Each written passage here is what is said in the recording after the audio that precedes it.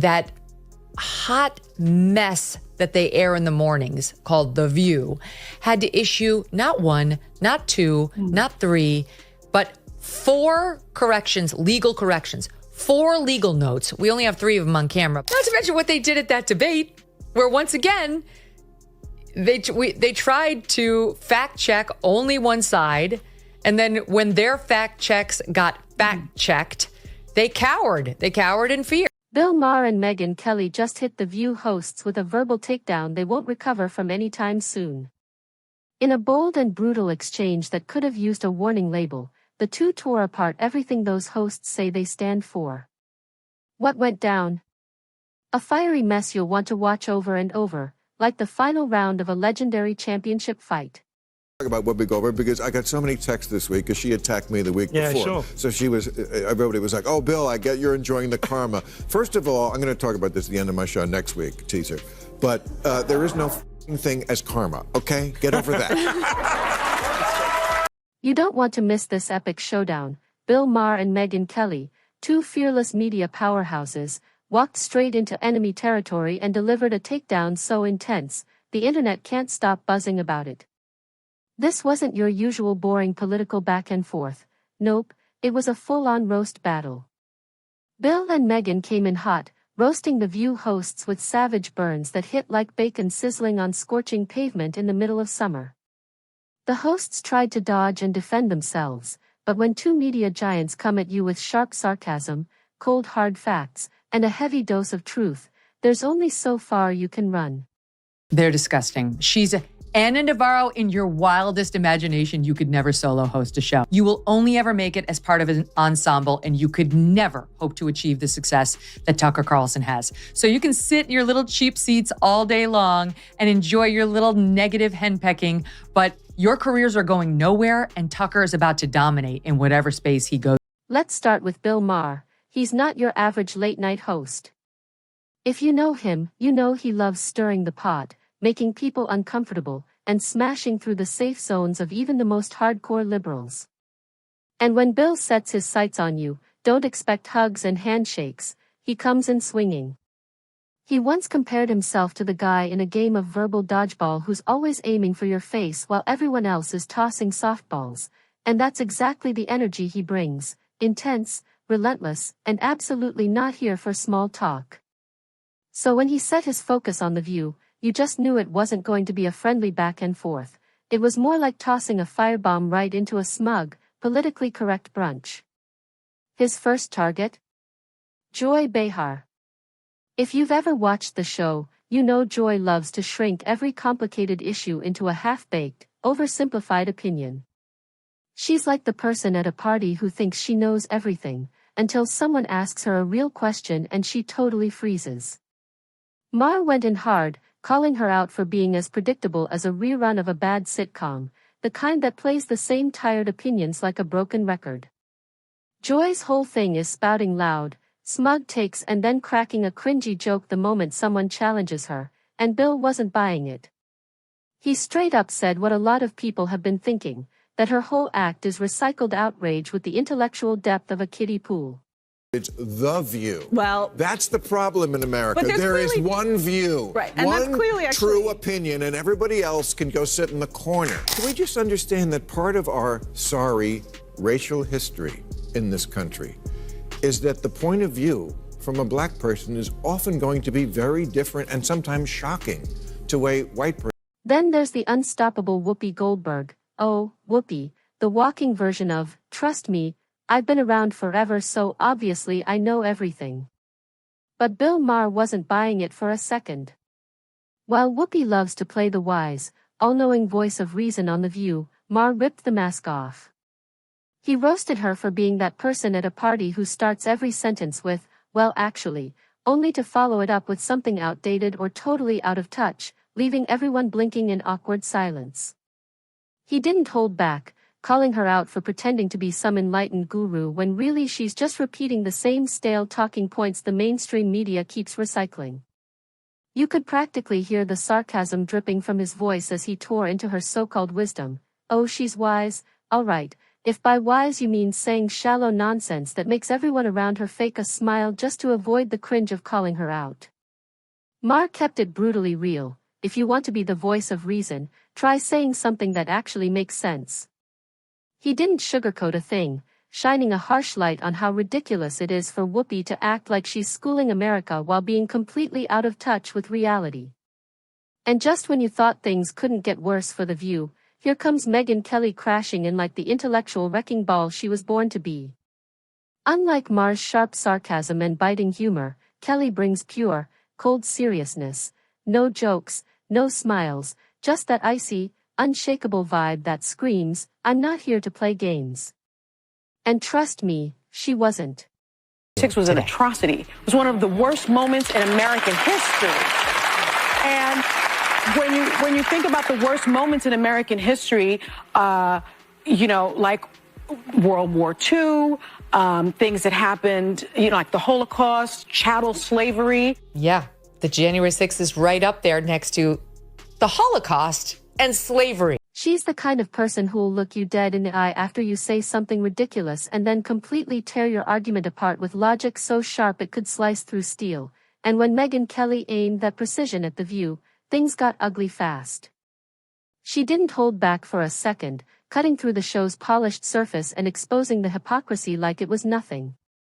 First up, Sunny Hostin.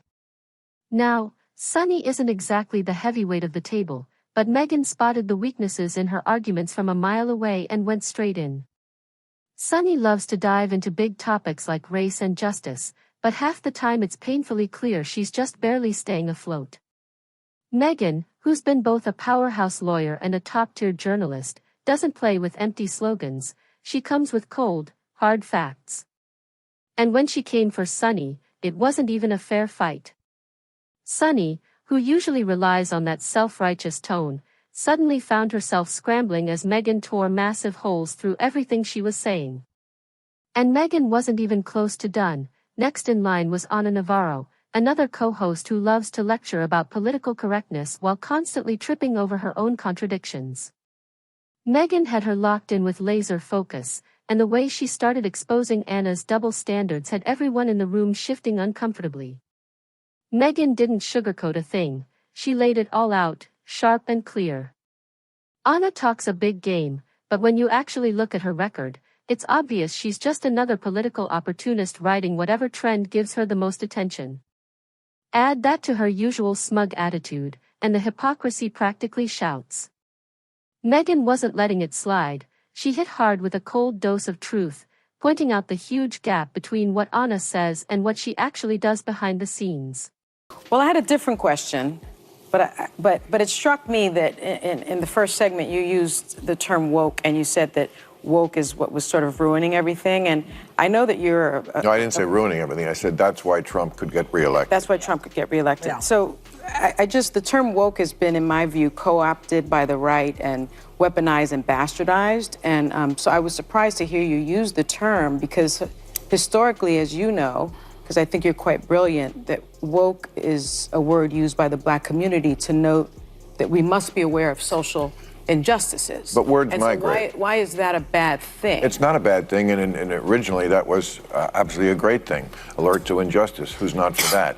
But words do migrate. No amount of cheesy smiles or self-congratulatory back-patting could hide the contradictions once Megyn Kelly dragged them into the spotlight, and just when you thought she was done, she turned back to the biggest name of them all, Whoopi. But this time, Kelly didn't just throw shade at Whoopi's tired opinions, she went full courtroom mode and launched a legal takedown. Using her sharp legal mind, Kelly tore apart Whoopi's sloppy takes on cancel culture and free speech like it was child's play. Whoopi, who loves acting like the wise elder of the panel, looked completely lost when Kelly grilled her for brushing off the importance of the First Amendment. Kelly didn't just make her look out of touch, she made her look dangerously clueless. By the time Maher and Kelly were done, the hosts of The View looked like high school debate rookies who just got schooled by the pros without landing a single punch. This wasn't just a difference of opinions, it was a total brainpower beatdown. Maher and Kelly walked away owning every chip on the table, turning what could have been a simple clash into a full-blown masterclass in how to destroy a narrative built on shallow virtue signaling and empty applause. Let's talk about what the ladies on The View are saying. It's somewhat stomach-turning, but we have a clip. Let's watch. Word has just come down that Fox News Media and Tucker Carlson have agreed to part ways. Wave. They're disgusting. She's Anna Navarro in your wildest imagination. You could never solo host a show. You will only ever make it as part of an ensemble, and you could never hope to achieve the success that Tucker Carlson has. So you can sit in your little cheap seats all day long and enjoy your little negative henpecking, but your careers are going nowhere, and Tucker is about to dominate in whatever space he goes to. And the wildest part? It all unfolded like it was scripted for maximum embarrassment. On one side, you had a group acting like they were the wise, enlightened voices of mainstream media, and on the other, BillMaher, known for tearing apart the very hypocrisy that media is built on, standing shoulder to shoulder with Megyn Kelly, who calmly and ruthlessly shredded weak arguments with her signature precision. It was the ultimate tag team, Maher bringing the sarcasm and savage humor, while Kelly stayed ice-cold and laser-focused. Together, they were unstoppable. And the best part? The View hosts didn't even realize how badly they were being outclassed. Most of the time, they were flailing, scrambling to take back control of the conversation, while Maher and Kelly kept landing blow after blow, effortlessly and without even breaking a sweat. Melania Trump came out and said she's about as pro-choice as they come. And here was the reaction on The View. I think she hates him. Yeah, well, yeah. Okay, so we can all agree on that. That's a given. I also think that she wants to take him out. She does not want to be the first lady anymore. Did you look? This is a network that still runs out fact checks to these women, like it's concerned about them staying factual. She hates Trump. She doesn't want to be near him. She doesn't want to be president again. She destroyed the Rose Garden, and she hates Christmas. That is what passes for news on a network they did a presidential debate on. And when the dust finally settled, the crew from The View looked like they'd just been run through a masterclass in humility. And the craziest part was, they didn't even seem to realize what hit them. Maher and Kelly didn't just win this exchange. They made a statement loud and clear. When real wit and sharp intellect show up, the flashy, fake polish of mainstream media falls apart fast. They tore through the buzzwords, the hollow political correctness, and the non-stop virtue signaling to expose what was really underneath, just a lot of noise and not much substance. They made it painfully obvious that The View, despite all its big talk about being a space for open, diverse conversation, is really just an echo chamber, repeating the same tired, recycled political lines. So the next time you flip over to The View, remember, BillMaher and Megyn Kelly already wiped the floor with them, and it was something you had to see to believe. The irony couldn't be more perfect, a show claiming to educate the public but can't even keep up with reality. Instead of deep conversations or real insight, you're way more likely to get a lecture about whatever hashtag happens to be trending that week. WhoopiGoldberg was angry when Alyssa pointed out that Trump went to the funeral of Officer Diller. Yes. On Long Island, and Joe Biden went to a podcast. Look at Whoopi Goldberg's reaction. Choose what you like there, but for Republicans, it was good imagery. Really? One day later, yes. And I'm asking that because I was so offended, because you know who showed up.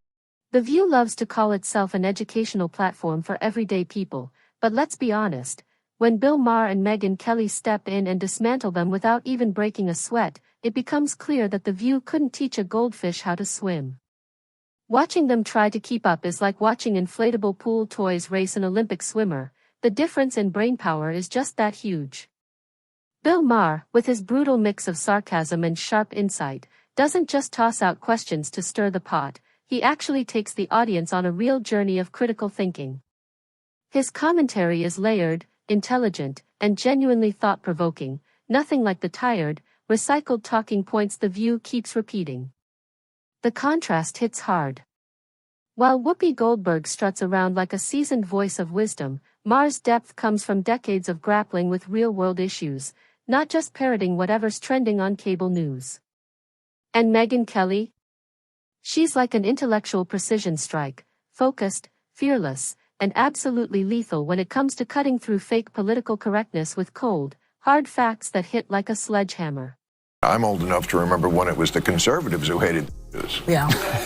Okay. BillMaher, who has been the standard bearer for liberalism and in many ways leftism until the woke went bananas in this last decade, but for decades, that's what this guy has represented in America. I want you to note the tone they all talk with him. I want you to look at Sonny Hostin's body language and the way they look at him and everything else, just because he is a lefty who hasn't gone completely bananas. Meanwhile, over at TheView, it's the same old cycle of cookie-cutter platitudes and recycled sound bites being tossed around like they're delivering ancient wisdom. Talk about a mismatch. It's not even a fair fight. And here's where the real cultural mess shows up. It's honestly a tragedy that mainstream media, with TheView leading the charge, has managed to convince people that this watered-down, mass-produced chatter counts as education. Watching TheView feels like signing up for a master class and somehow walking out knowing less than when you started. There are no deep dives, no real exploration of complex topics, just a dull carousel of talking heads nodding along to each other's politically correct fluff. It's a perfect snapshot of the bigger media meltdown we're all witnessing, the total collapse of real, critical thinking.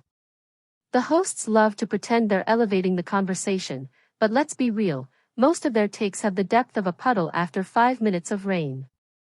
Meanwhile, Maher and Kelly are flipping the entire script, dragging the conversation into places mainstream media won't even dare to look. They're holding up a harsh mirror to the fake narratives TheView tries so hard to push, not just exposing the emptiness of political chatter but raising the bar to a level TheView couldn't reach with a ladder and a boost. Has to be for everybody. Right. We can have platforms that have stuff on them that not everyone on that platform or who consumes stuff on that platform enjoys. And TheView is a particularly weird place to do a cancellation. It's called TheView? It's called TheView. It's not called The Facts. Yeah, but isn't it interesting that it's called, I mean, I don't think they meant this when Barbara Walters invented it a long time ago, but it's The View. Well, that's the problem in America. There is one view, right, and one that's clearly true opinion, and everybody else can go sit in the corner. Let's call it what it is. TheView just can't keep up. The gap between BillMaher and Megyn Kelly's sharp, fearless intellect and TheView's tired, worn-out talking points is like watching a chess grandmaster play a toddler with a plastic board. While TheView shouts out oversimplified solutions from the safety of their comfy echo chamber, Maher and Kelly are out there lighting real debates on fire and throwing out bold ideas that actually challenge the system. It's not that TheView is wrong every time, it's that they're so locked inside their stale, politically correct bubble they've stopped even trying to engage with reality. They're too focused on chasing feel-good approval to risk getting uncomfortable with hard truths.